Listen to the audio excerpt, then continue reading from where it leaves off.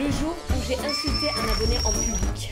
Petit tuto pour gâcher sa carrière instantanément. Aujourd'hui, vous êtes détective. On va voir si vous arrivez à cramer quand je suis en train de mentir. C'est assez compliqué, hein, parce que je vais vous raconter 6 anecdotes, dont une de fausse, que je vous révélerai à la fin de la vidéo. Eh Kossi, tu plagimates-tu là? Tu es une copieuse là. Et arrête un peu. Je m'inspire, c'est pas la même chose. Hein. What do you want? What you gonna do when I'm on? Et le mec devient anglais tout d'un coup. La pire honte de ma vie. J'ai trop de honte, mais celle-ci. Ça se passe en 4e. À l'époque où je ressemblais à ça. J'espère que vous allez bien, tout simplement. Vraiment, vous êtes pas prêts, hein. Cours de français, je me rappelle. Moi, j'étais vraiment au premier rang, collé au bureau de la prof. La pire place possible. À côté de Mathieu, pour ceux qui ont la ref de l'ancienne vidéo anecdote. Et à un moment, il y a la prof qui pose des questions aux élèves et tout. Et je sais plus pourquoi, ça arrive à une élève qui dit « Bah non, moi j'aime pas avoir mal ». Juste cette phrase-là, basique, normale, personne aime avoir mal, je pense. Et moi, à 13 ans, ultra innocente, je lâche au calme, à part si elle est sado. Il y a le plus gros blanc que j'ai vu de ma vie. Ne me lancez pas la pierre! Laissez-moi m'expliquer, s'il vous plaît. Toute la classe, il y a le silence complet. Je vois la prof me regarder d'un visage, gars. Ah, j'oublierai jamais. Là, elle me dit, mais ça va pas? Qu'est-ce que tu fais? Moi, je suis toute innocente. Je lui dis, mais quoi? Non, je sais pas, je commence à paniquer. Déjà, je voulais dire cette phrase-là, à part si elle est sado, à mon pote Mathieu qui était à côté de moi. Mais comme par hasard, il fallait que tout le monde arrête de parler pile au moment où je dis cette phrase-là. On l'a tous vécu, cette sensation. Hein. Il y a du bruit et pile au moment où tu parles, il y a le gros silence, gars. C'est quoi ça? En plus, moi, comme j'ai des problèmes d'audition, je parle assez fort. Et donc, moi qui pensais le chuchoter à mon pote, bah en fait, je l'ai vraiment dit à voix haute et toute la classe a entendu. Mais là, vous allez me dire, mais pourquoi tu dis ça, Colline? Tu te jettes vraiment dans un puits, là? Pas sûre de l'expression, y a rien qui va. En fait, c'était le midi à la cantine, j'avais appris ce mot-là, sadomaso. Pour ceux qui savent pas, être sado, ça veut dire, enfin en tout cas dans le langage le plus courant, qu'est-ce que je suis en train de faire là? Il y a des gens, ils ont 7 ans et ils regardent ma vidéo. Oui bon voilà, quand tu kennes, t'aimes souffrir, en gros, voilà, t'aimes...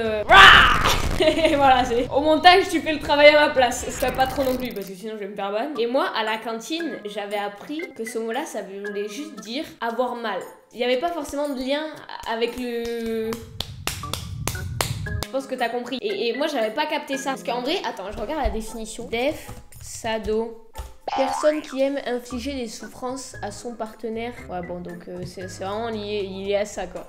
Et moi je savais pas du tout que ça avait un lien. Et je pensais que juste c'était le fait d'aimer avoir mal. Genre je sais pas, il y en a...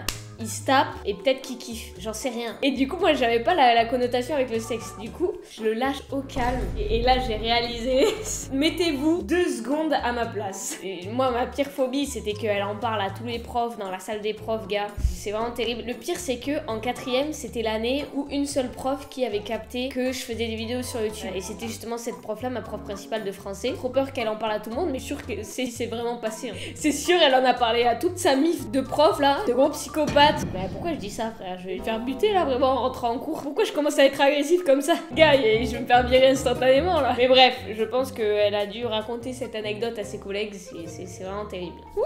On commence bien la vidéo les gars! Mais à tout moment c'est faux. Gardez bien ça en tête hein. Vous jouez le jeu. Je me déshabille. C'est la meuf à pas. Compris le principe. Je me mets en rouge. Vous allez comprendre pourquoi.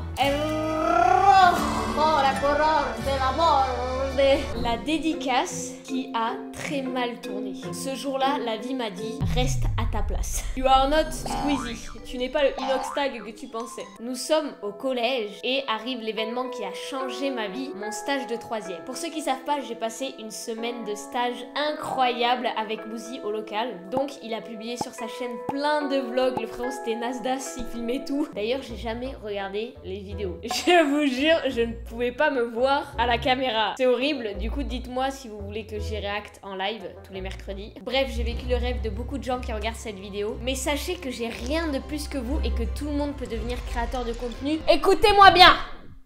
Hop là! Kossi, employé YouTube France, bonjour. Quelle est votre demande? YouTube m'a contacté, c'est un truc de fou, pour expliquer mon expérience sur la plateforme pour tous les petits créateurs et créatrices ou celles et ceux qui veulent se lancer.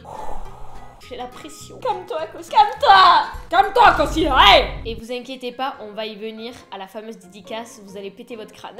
Je publie très jeune ma première vidéo YouTube. Toute première expérience pour moi. J'ai commencé à filmer des vidéos longues comme tout le monde avec ma vieille webcam du PC, sans montage. C'était catastrophique. Mais c'est comme ça que j'ai appris petit à petit à faire du contenu et à m'améliorer. Pendant plusieurs années, j'ai continué à faire des vlogs, de l'humour, tout ce qui me passait par la tête. Et malheureusement, je faisais aucune vue. C'est terrible.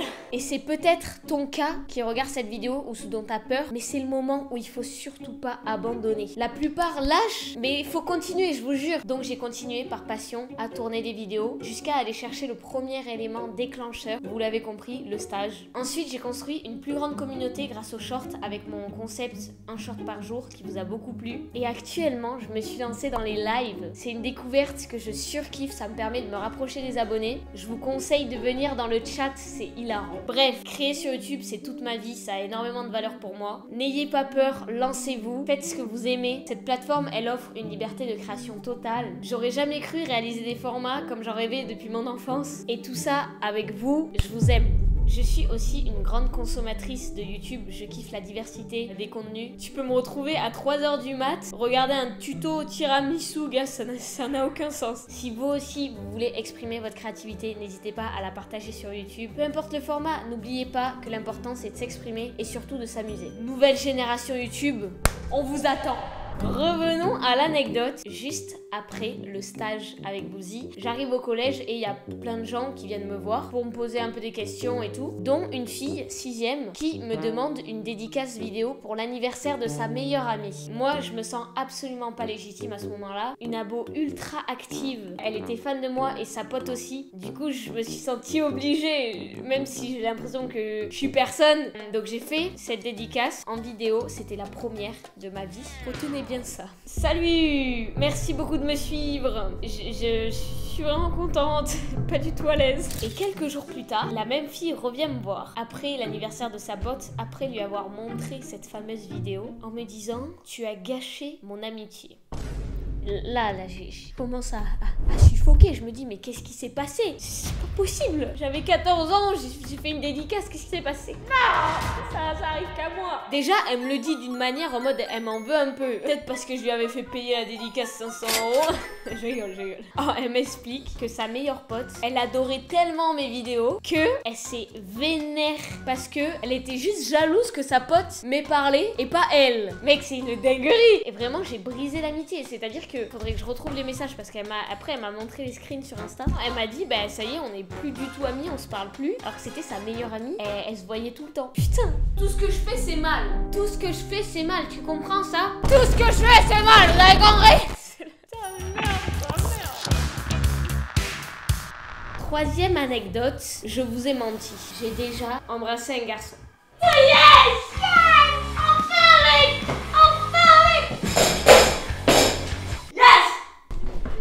Oh là, je vais vraiment casser mon setup. Ce mec-là, c'était un maternel. Attends, non, les gars, non! Putain, non, je suis dans la sauce là. Les gars, moi aussi, j'étais en maternelle. Moi aussi, hein. J'ai pas embrassé un maternel à mon grand âge. D'accord? Faut que j'arrête de dire des phrases comme ça va se retourner contre moi un jour. Vous l'avez compris, ça se passe à la première entrée en scolarité, finalement, le traumatisme. La maternelle, moi, je crois que j'étais en moyenne section, un truc comme ça. Quand j'arrivais à l'école, j'embrassais tout le monde. Sur la bouche. C'est pas une blague. Comment ça se fait que avant j'étais une charo quand j'avais 3 ans et maintenant j'ai jamais été en couple de ma vie? C'est une dinguerie, gars. Je pécho plus quand je savais même pas marcher que maintenant. Merde, quoi. Le pire dans cette histoire, c'est que tout le monde le faisait. Toute ma maternelle embrassait tout le monde tous les matins. Vous allez vous dire, mais pourquoi? Ce gars, c'est une secte. Je vous rassure, on n'était pas forcés, on était totalement consentants. Tout le monde allait s'embrasser sur la bouche parce qu'on faisait comme nos parents. On voyait nos parents se galoche sa mère, comme on dit dans le jargon. Nous, on pensait que c'était comme ça qu'il fallait dire bonjour. À un moment, il y a les animateurs qui s'en sont rendus compte, ils se sont dit, mais qu'est-ce que c'est que ce bordel, mec? Du coup, voilà, petite anecdote. Prochaine anecdote. Vous allez péter votre crâne, ok? Je peux enfin le dire, ça s'est passé en été 2024. très récent. Ça fait mal, tu vois, de raconter des trucs qui se sont passés vraiment hier, quoi. Pour ceux qui ont vu passer le délire autour de Lamine Yamal. En gros, je traînais sur TikTok, je tombe sur une danse, un truc comme ça, de Lamine Yamal. Vous connaissez pas, c'est un footballeur qui est né le 13 juillet 2007. C'est comme ça, attends, je regarde ça. Non, c'est pas du tout suspect, hein. C'est pas du tout suspect. Naissance. 13 juillet 2007. C'est bien ça, hein. C'est bien ça. Il habite juste ici. Non, je stalk pas du tout les gens, moi, c'est pas du tout dans mon habitude. Ouais. Viens là, viens là. Mais bref, oui merde, écoutez Inox un peu, il a dit toujours avoir des rêves dans sa vie, ben voilà, c'est bon, j'ai un rêve. Non, je rigole. Je vois son TikTok et moi je me suis dit, vas-y pour le délire, je republie son TikTok. Donc sur mon compte TikTok, Cosy-du-bas TikTok, allez vous abonner là, Cosy-du-bas Fast aussi, sachant que tout le monde peut voir qu'est-ce que t'as republié. Je mets aussi en bonus un petit commentaire, publiant ce commentaire, je me suis dit, il y a personne qui va le voir, sachant que la vidéo elle a plus de 100 millions de vues, 100 000 commentaires, même plus, personne va voir mon commentaire. Donc moi je mets Hola, Lamine, viens à Toulouse s'il te plaît. Voilà, c'est comme ça qu'on pose les bases. Non, je suis pas amoureuse. Moi je suis pas amoureuse les gars. Je suis pas amoureuse, vraiment pas. Et là, le lendemain, je me réveille et là, je vois 10 milliards de notifications, 10 milliards de mentions. Je suis en mode oh là là, qu'est-ce qui se passe? Qu'est-ce que j'ai fait encore, mec? Là, je comprends pas. Et je clique, je retombe sur la vidéo de Lamine Yamal et je vois mon commentaire, 30 000 likes.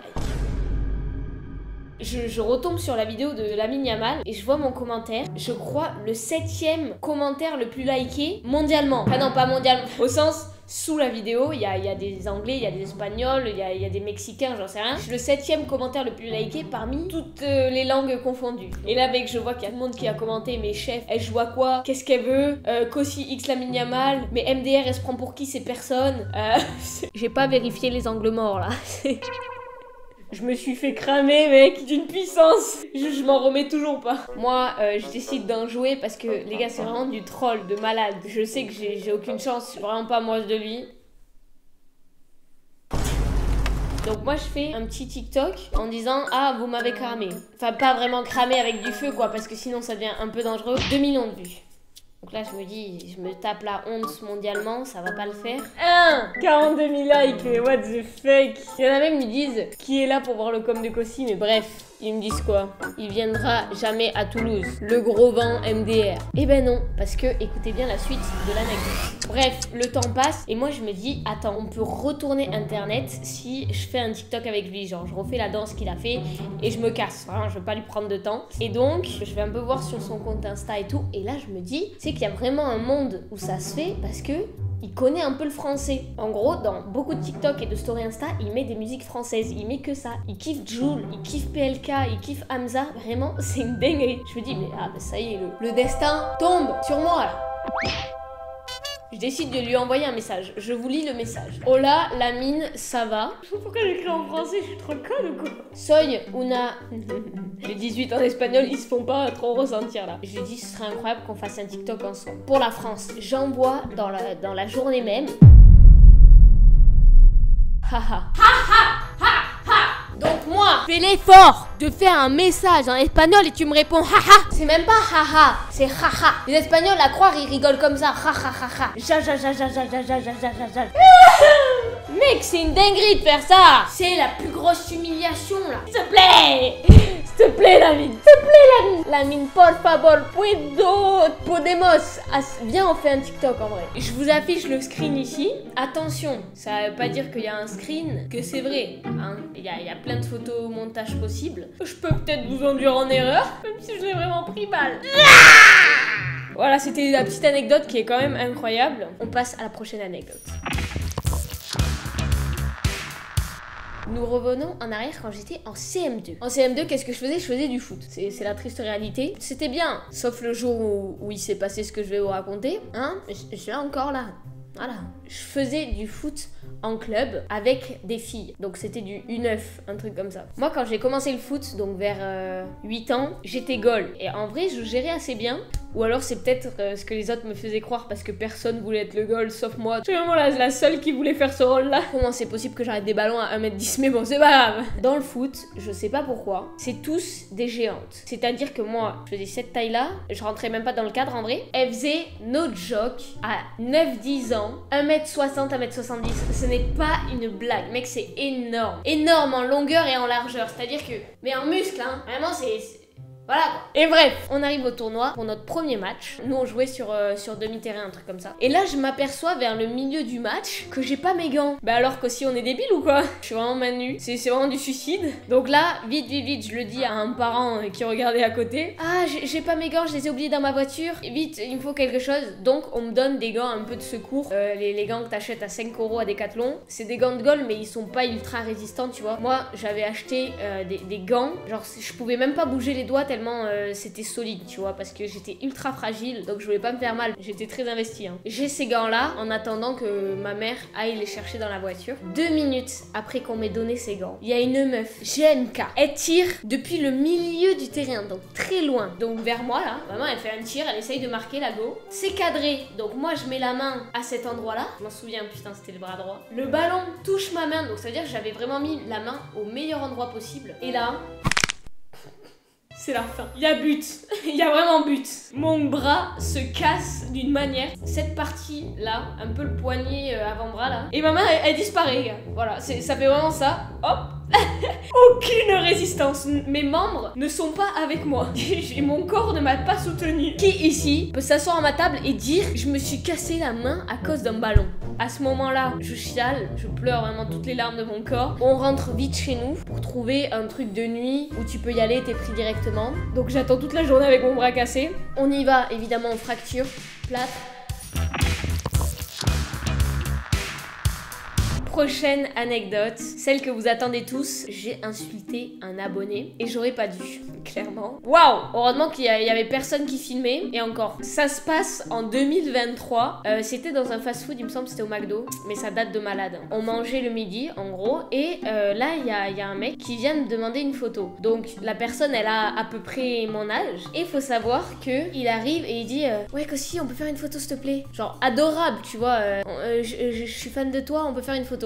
Le truc, c'est que le midi, dans ce McDo-là, à côté de mon lycée, 90% de gens qui sont au lycée. Il me dit quelque chose en plus. J'ai l'impression de l'avoir déjà vu quelque part. Il a mon âge. Je me dis, bon, ben, c'est forcément un mec du lycée qui me troll, comme d'hab, et qui veut me demander une photo juste un peu pour se foutre de ma gueule gentiment, quoi. Parce qu'il y en avait beaucoup, il le faisait en mode, oui, que si je suis fan de toi, alors qu'en fait, le gars, c'est mon pote, tu vois. Donc là, je lui fais, eh, vas-y, frère, tu casses les couilles. Premier degré. Et vous voyez, la chute arrivée, là. Le mec, il fait, non, mais je veux vraiment une photo. Et là, je fais, ouais, vas-y, frère, tu casses les couilles, ferme-la, ta gueule, tu casses les couilles. Genre, comme si c'était un peu mon pote, tu vois. Sauf que je le dis pas en rigolant, je le dis comme si c'était mon gars, enfin, c'est du second degré, quoi. Mais, et donc là, je continue, et je vois que le gars, il comprend pas trop, tu vois. Mais bon, moi, j'ai 2 de QI, donc je continue, j'ai dit, vas-y, tu casses les couilles, barre-toi. Et là, le mec, il part, il va commander sa truc. Moi, je rigole et tout. Je vais voir mes potes. Il y a un peu une confusion autour de la table de ceux qui viennent de voir cette scène-là. Et moi, je dis, ouais, c'est qui? Il est au lycée, lui, non? Et là, mes potes, ils disent, ben non, il est clairement pas au lycée, c'est un abonné. La chaude. Oh, quoi? Non, j'ai pas fait ça. J'ai pas insulté un abonné en public. Devant tout le monde, je lui ai dit 50 000 fois, tu casses les couilles. Je cours, je le rattrape. Je dis, mais mec, je suis désolée, je croyais qu'on se connaissait. Mais en fait, on se connaît pas. Mec, viens faire ta photo, y a aucun souci. Je lui ai expliqué pendant 10 minutes que j'ai pas fait exprès. À tout moment, le gars, il m'en veut encore et je suis désolée, c'est ma faute. Mec, j'ai insulté un abonné. Imaginez seulement si le gars, il avait filmé la scène. Mec, la sauce. Je suis vraiment la pire youtubeuse. Qui ici peut dire j'ai insulté un abonné ultra gentil? C'est bon? Le gars n'a rien demandé. Bon, c'était les 6 anecdotes. Mettez pause, écrivez en commentaire, sans tricher s'il vous plaît, quelle anecdote vous pensez qu'elle est fausse ou pas. Et moi, c'est pas parce que vous avez faux que ça m'empêche de liker vos commentaires et tout. Hein. Y a pas de souci. Mec, j'ai trop hâte de voir si j'ai bien menti ou pas. Donc choisissez entre ma pire honte, j'ai brisé une amitié, j'ai pécho tout le monde en maternelle, la mini Amal, et tu sais quoi, j'ai même pas envie de développer, le foot et l'abonné. 3, 2, 1, l'anecdote fausse était la mini Amal. Let's go. Enfin non, du coup. J'ai vraiment fait le commentaire, les TikTok, etc. Mais il m'a jamais répondu. J'ai pas envoyé de message. Il ne m'a absolument jamais répondu. C'est le plus gros vent qui existe. Mais après, je m'attendais vraiment pas à une réponse, quoi. Est-ce que vous avez réussi? Est-ce que j'ai bien menti? Si t'as kiffé, va voir cette vidéo ou cette vidéo. Ça me ferait trop plaisir. Abonne-toi. Vous êtes trop à l'affût en ce moment. Toujours en com. Dès que la vidéo sort, c'est incroyable. Bref, bonne journée.